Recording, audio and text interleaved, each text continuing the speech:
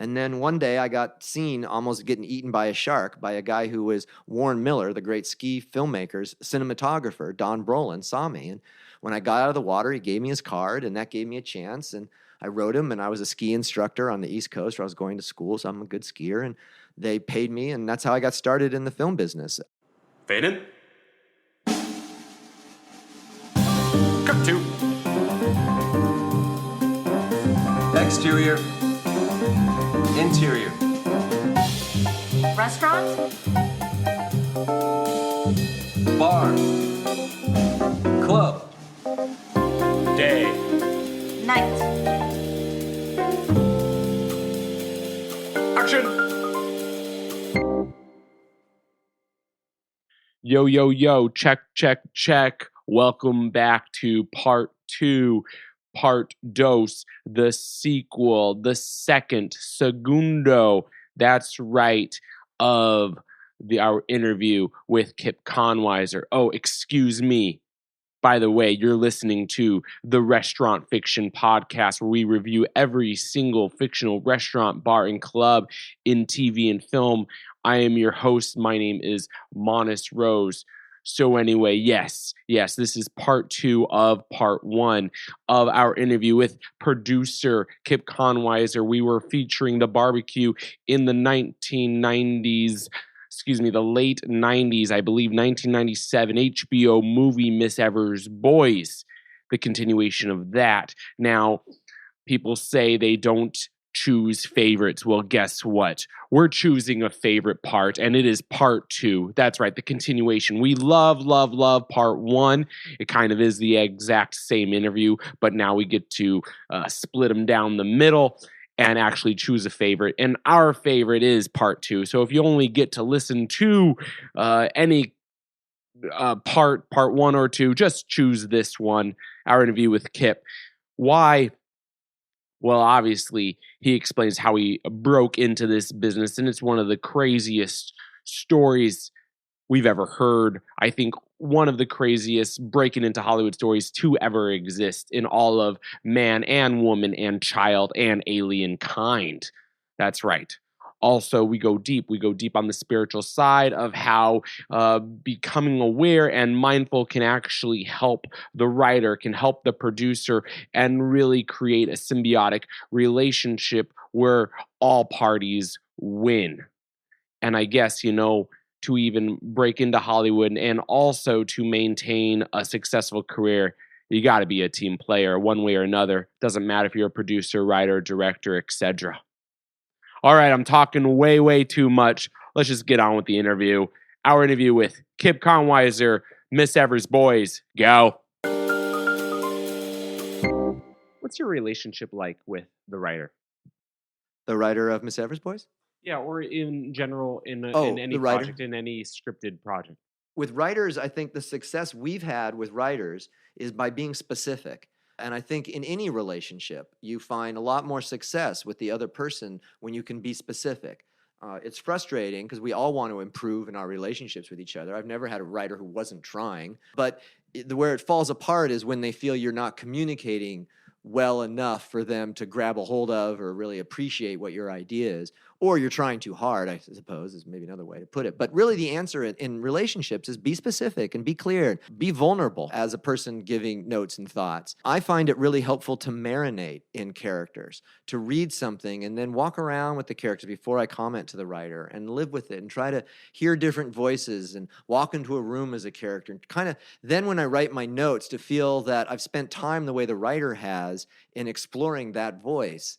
So you're coming at it as if you got to know that person and you didn't just make comments on them from afar, which is rude to do in general in any relationship, to sit on the lawn and make comments as people walk by or whatever. It's fun, but you're not accurate. You don't know anything about what you're talking about. And the same thing in making comments to a writer. It's really helpful to invest yourself into what they've created. The key there is working with writers who have this talent to actually create worlds that are worthy of investing yourself into. And that's hard. Good writing is hard. Like business, there's lots and lots of money in the world. It's hard to find good deals in which to put it to work. And there's lots and lots of typing, but there's very little writing. So finding it is a matter of your own sense of self and your own sense of culture and the things you did in the quiet, private times when no one's looking that really moved the ball, so that when someone threw a pass to you that was really worthwhile, you're downfield emotionally, mentally, whatever, enough to see it and catch it and run with it. And that's hard for people. That's running on blind faith that you mean something, that you matter, that your ideas are worth pursuing, that you're worth investing yourself. And I'm a big proponent of meditation and taking some time to invest in yourself. Just sit quietly. I dare you to sit quietly for 15 minutes and not touch anything daily. But if you do, a lot of stuff, you start to see yourself. You start to see the choices you're making. You start to see how your choices are adding up, and you can stand back and you can see yourself as a character. Now you're seeing yourself as a character. Your relationship with the writer becomes much more clear because you're not taking this also personally if they don't agree. You're stepping back and saying, yeah, but they made these choices and sacrifices here, so wouldn't it add up that they do this? And I'm seeing it because I'm doing that for myself. If you're really able to do that, liberate, not just survive and not just thrive, but liberate. Writers and talent, actors, directors, people recognize that you're liberated from yourself and you're not strapped into a point of view. It's a great relationship. How do you find your writers? We found our writers all sorts of ways. My brother and I, we're purpose-driven filmmakers. We have a real intention with what we're doing here, and you can see it in our work. There's a couple of films we've made that my mom calls Jacob Must Eat, the name of my son. So occasionally you take the fee. It's a studio movie. Take it, put it in the bank, shut up, do the movie. For the most part, though, that's not really been our thing. We're independent filmmakers and have existed miraculously in that regard. So we pursue story that we want to tell.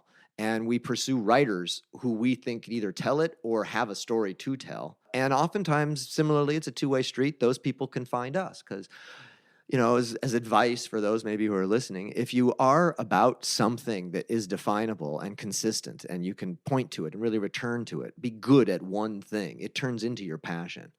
It's not that you chase your passion. That's for rich people. You do one thing really well, and it turns into your passion. It becomes passion. And that's not forced. You're doing it well. You're good at it. You create rhythm with it. We created rhythm with our way of getting our stories told. We could either bring money from unique sources, wealthy people. I'm good at structuring financing. I can bring independent equity from all kinds of places and such and have it make sense and return it. We are good at structuring debt and have all kinds of relationships with debt financiers. We've been very involved in tax credits from their inception. I was in Puerto Rico in 2002 when the whole program started and grandfathered myself in with a company there that I ran for 15 years. I think we're on our 23rd movie in Puerto Rico alone at this time. So you find ways to get the financing that makes sense for everyone's priority around the stories that the writers whose vision you want to bring forward is in line with your intention. And when all that lines up, man, you get that done. Or I do, because it all lines up. You can say, look, I've got money from a marketing partner. We know where the market is. I've pre-sold this part, so we know what this debt is worth, so you can finance against it. We know how long it'll take to get out, so here's what your equity stands to gain and how long it'll take. There's a financial formula. It's around an identity and a set of characters that are well drawn because we've lived and marinated in it, and we really understand this story stuff. So, that's a compelling argument for film financiers or studios and stuff. As a result, I have sustained a long career for myself and my brother. You got to make sense of this stuff. It can't be all wearing a beret and pointing your fingers in the fucking skies. Does it make sense, And if it does, it's fun. It's really fun because the transitions are awesome.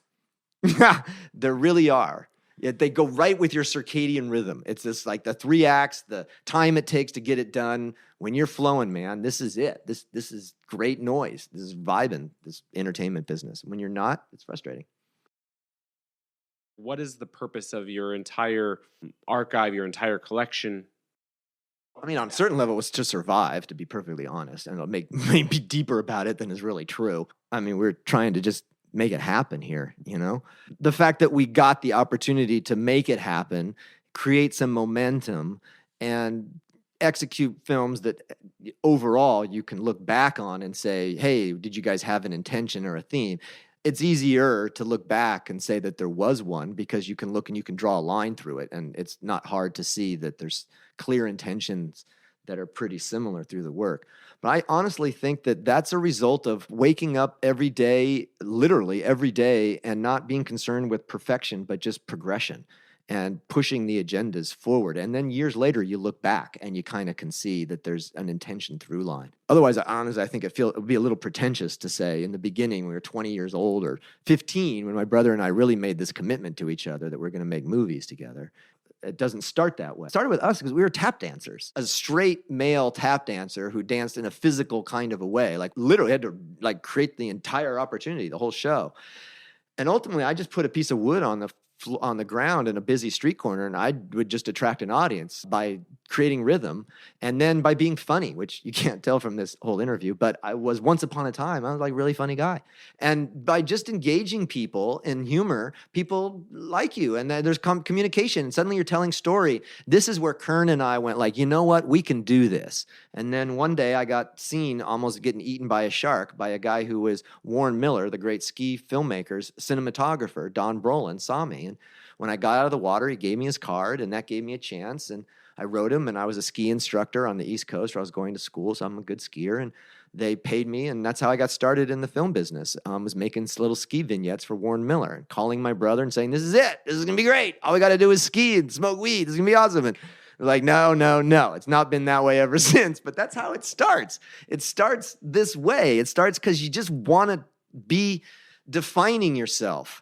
And a lot of people want to define themselves, particularly because of the phone, and they see that, and they envy people who define themselves, but they can't get out of their own way. You know, that's a challenge. So we got through that. We figured out a way. Somebody saw you almost getting eaten or eaten by a shark. Do you mind elaborating on this? I was having a tough time as a college student. I was a cheerleader at Syracuse University, and I loved it. It was so much fun. I never went to class. I was in big trouble at home. I was flunking out. My parents had officially thrown me out of the family. I was a real low point.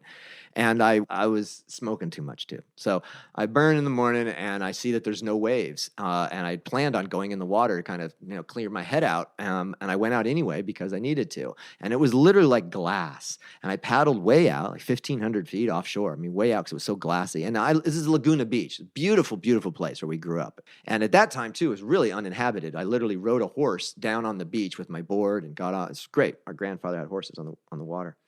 So I'm paddling out, and it's beautiful, and a dorsal fin comes at me, and I know the difference. I've been surfing my whole life, and a straight dorsal fin's coming at me. I'm like, oh my God, this is it. And some dolphins gave me a circle, and I paddled back to shore through the circle the dolphins used to distract the shark. Don Brolin, who unbeknownst to me was watching all this, had a great view because up on the bluff, there's no wind or nothing. You can see all the way to the bottom in beautiful Laguna. So he saw the whole scenario playing out and saw my doom like about to happen. So when I got up to my car, he was standing there. And he said, hey, I saw that whole thing, and tell me about yourself. What do you do? That was kind of interesting. And I said, and I was in a bad mood. I'm like, I don't do anything. I'm a loser. I'm like, I smoke weed. I'm terrible.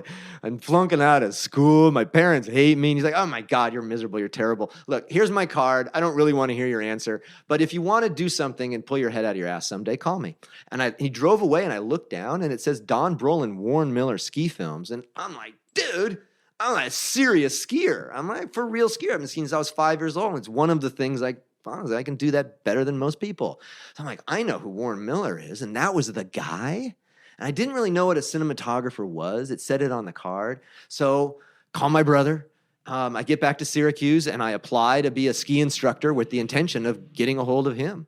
And I got the ski instructor job that allowed me to ski for free because I didn't have any money because, again, I was thrown out of the family. I didn't have any money, so I had to ski for free. And I put my juggling clubs in my bag, and People's Express was a cheap airline at the time.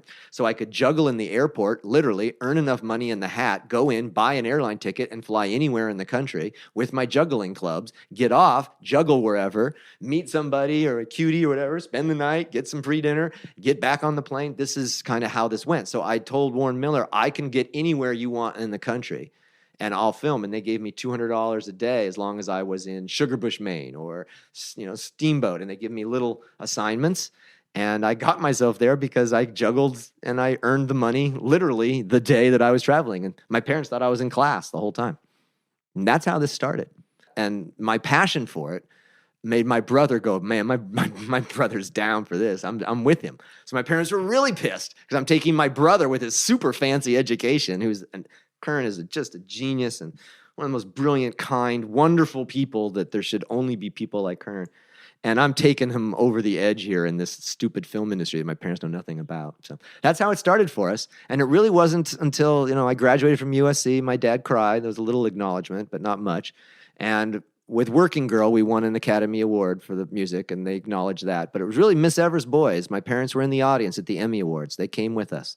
And when we won the Best Picture Emmy Award at the end of the night, I think that really was a huge moment. And again, something I hope everyone who's involved in entertainment gets to experience for their parents. We all really look to get that sense of satisfaction from our parents. Like, yes, I didn't waste your time. You didn't waste yours. And you know what? It worked. And that did it. So we had that journey. It's worth it, damn it, if you commit.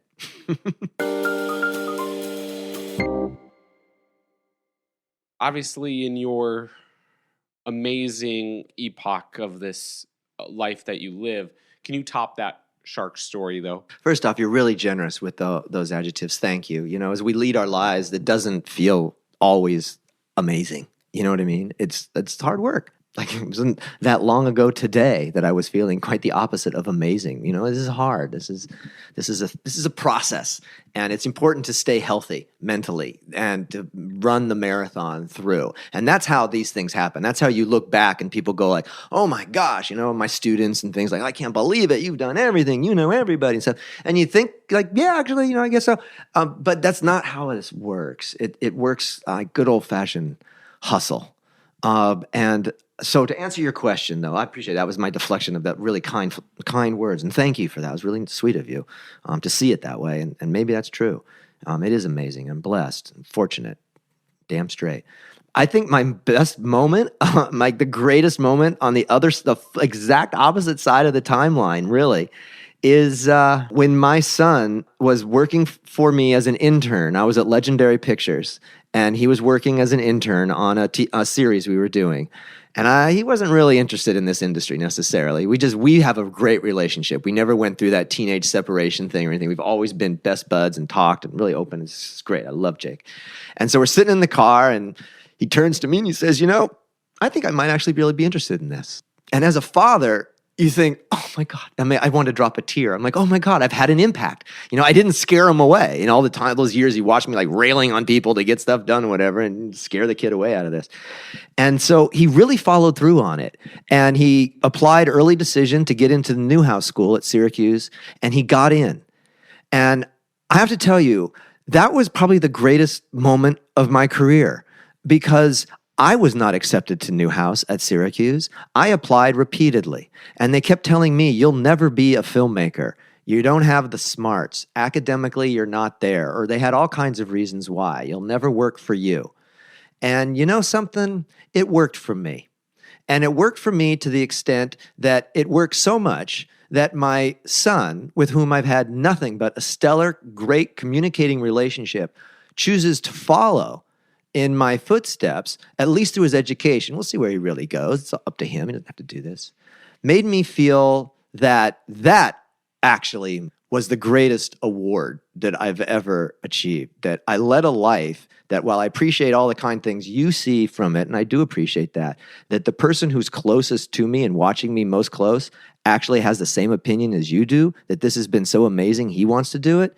Well, shit, man. That's all about as good as it gets. Number one audience member right there, man. Right there.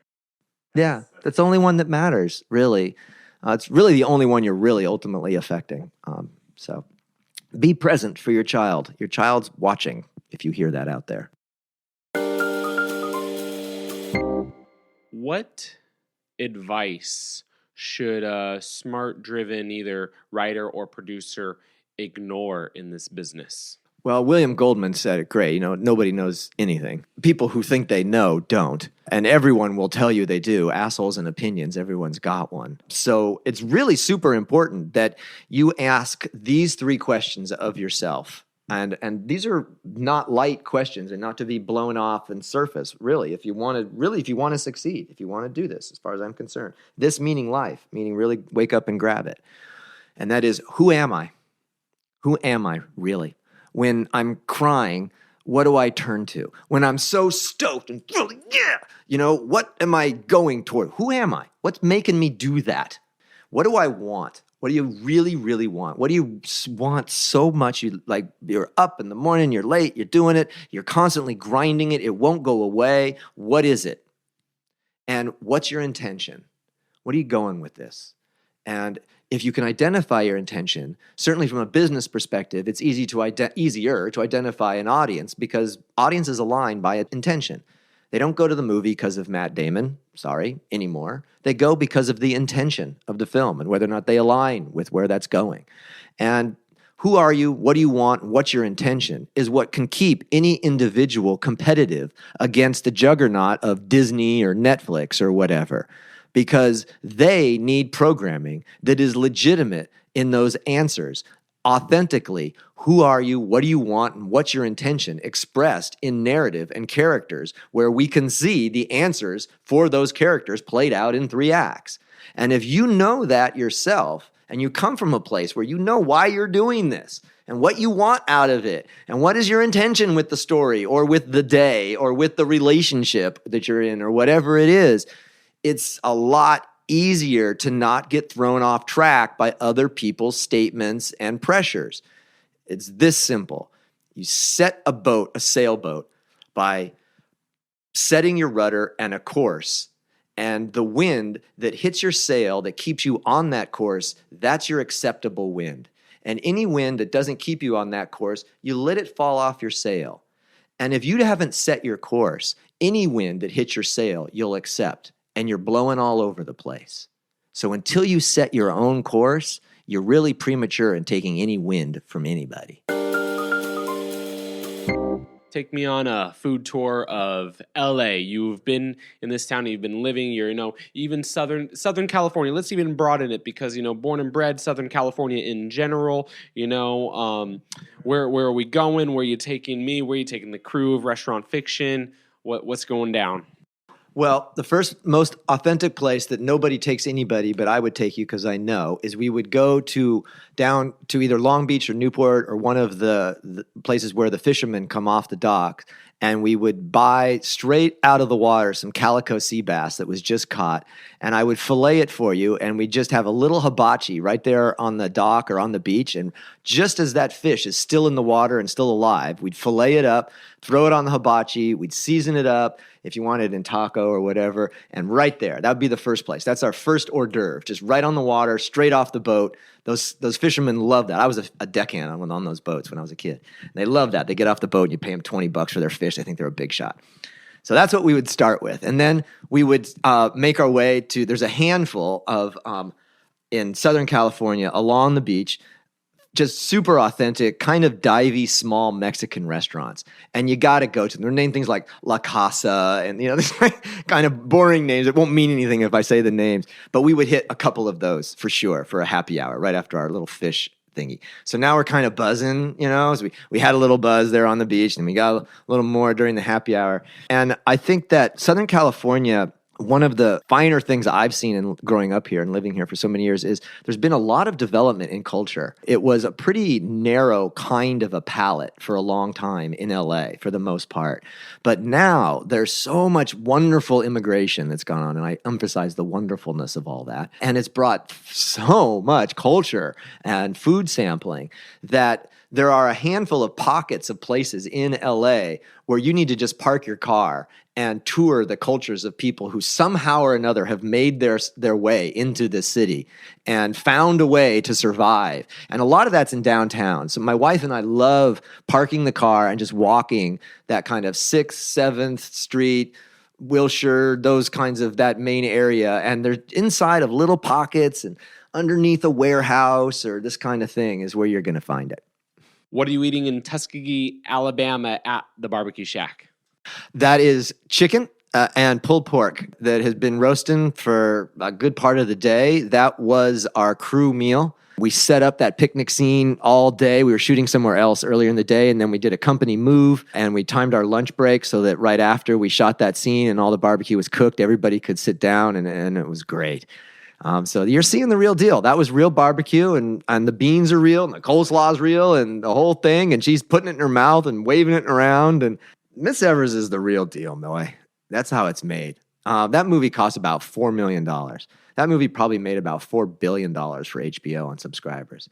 It was just a beautiful, efficient way of telling a compelling story that will never die, all the way down to the barbecue.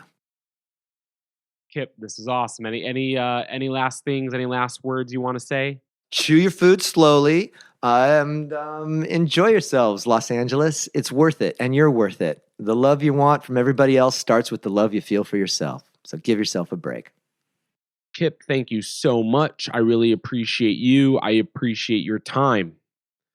Well, guys, if you want to watch Miss Evers' Boys, Kip's film, go to HBO Go. I just went on HBO Go myself, and bam, it was streaming almost immediately. It is an amazing piece of work. If you want to look up or watch any other projects that Kip has been a part of, just check him out on IMDb profile. You'll see what I'm talking about. Oh, there's loads and loads of awesome, awesome content. My name is Monis Rose, and I am the host of Restaurant Fiction.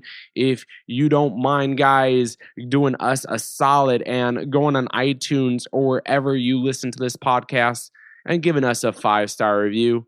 If you don't want to, you don't have to, but we highly recommend 5 stars.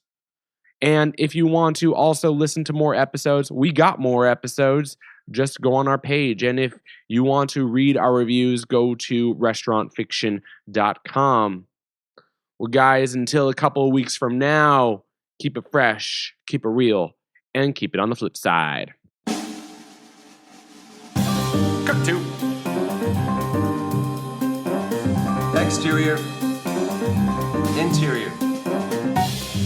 Restaurant? Bar. Club. day. Night.